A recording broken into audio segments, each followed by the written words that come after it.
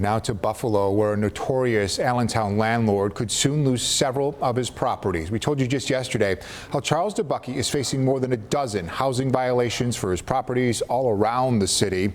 In 2 months, a judge will decide whether his properties will go into receivership, meaning a separate party would take them over. Neighbors have told us in the past they are concerned about the properties, saying they are unsafe and attract crime. Attorneys representing the Allentown Association asking neighbors who live around Dobucki's properties to come forward and voice their concerns. So our senior reporter Maki Becker went to those properties and tonight is sharing voices from half a dozen neighbors who all agree something needs to be. I had a dead body on the porch. I thought that the man was sleeping. He was dead. He was there for days. And that's just one of Lynn Wilson's stories about living behind 2 St. Louis Avenue in Allentown.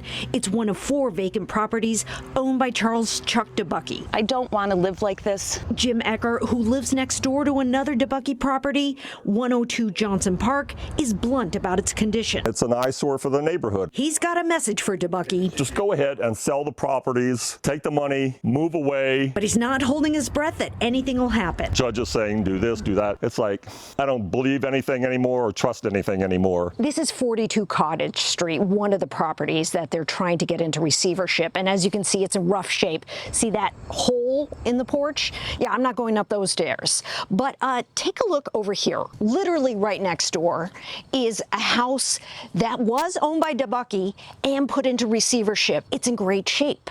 And this is what neighbors would love to see happen to all of Dobucki's properties. As long as I've been here, this house has been empty. Potential for fire, unsafe for them, unsafe for us. It's been like this for I don't know how long. It's just a total wreck. People across the street got to be hating it. Mark Soper lives across the street, and he does hate it. I've been looking across the street at these dumps since 2008. He's thrilled with what's being done with 40 Cottage and hopes the same can be done for the dilapidated house next door.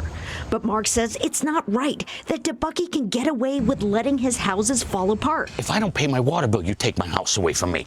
And this guy's getting away with doing all this stuff. Glenn Plato is hopeful about housing court finally taking action. It would be a windfall for this neighborhood. Have someone else come in, turn this into what it really is, which is a beautiful building. Chuck Dobucki's next court date is November 17th. Maki Becker, 7 News, Buffalo.